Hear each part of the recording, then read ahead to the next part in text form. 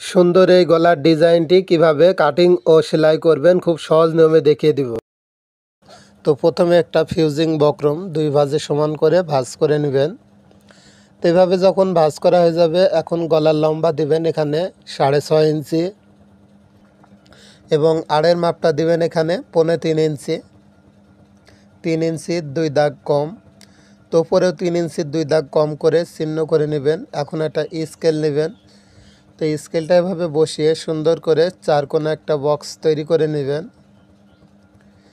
তো এভাবে যখন বক্সটা তৈরি হয়ে যাবে, এখন হচ্ছে ডিজাইনটি করার জন্য নিচের থেকে 2 ইঞ্চিতে একটি চিহ্ন করে নেবেন। এরপর হচ্ছে এখান থেকে 1.5 ইঞ্চিতে একটি চিহ্ন করে নেবেন। তো 1.5 ইঞ্চিতে এভাবে চিহ্নটা হয়ে গেলে এখন একটা স্কেল নেবেন, স্কেল দিয়ে এভাবে সুন্দর করে দাগ টেনে নিতে হবে। এরপর হচ্ছে আমার হাতের দিকে খেয়াল করে দেখবেন, আমি যেভাবে ডিজাইনটি আর্ট করে নিচ্ছি সেমভাবে আপনাদের এই ডিজাইনটি এভাবে আর্ট করে নিতে হবে। তো এইভাবে হচ্ছে এই ডিজাইনটি আর্ট করে নেবেন।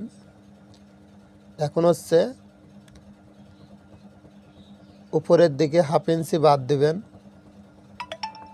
এরপর এখান থেকে 4 ইঞ্চি পর্যন্ত যে ডিজাইনটা আছে ফিতাটা ভাঁজ করে মাঝখানে একটা চিহ্ন করে নেবেন। এখান থেকে ভিতরের দিকে 1/2 ইঞ্চি নেবেন। এরপর আমার হাতের দিকে লক্ষ্য করুন, আমি যেভাবে ডিজাইনটি আর্ট করে নিচ্ছি সেমভাবে আপনাদের আর্ট করে নিতে হবে। তো এভাবে যখন আর্ট করা হয়ে যাবে, এখন হচ্ছে বাড়তি বক্রম নেবেন এখানে 1 ইঞ্চি পরিমাণ। তো 1 ইঞ্চির বক্রমটা এভাবে সুন্দর করে দাগ করে নিতে হবে। এরপর হচ্ছে দাগ অনুযায়ী এভাবে প্রথমে বাহিরের যে বক্রমটা ছিল সেটা কেটে ফেলে দিবেন।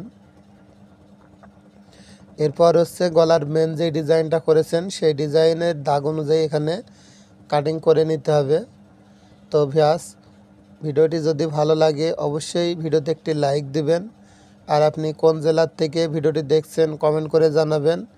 তো আপনার বডির মাপে যদি গলার কাটিং দেখতে চান, আপনার বডির মাপটা অবশ্যই কমেন্ট করে জানাবেন।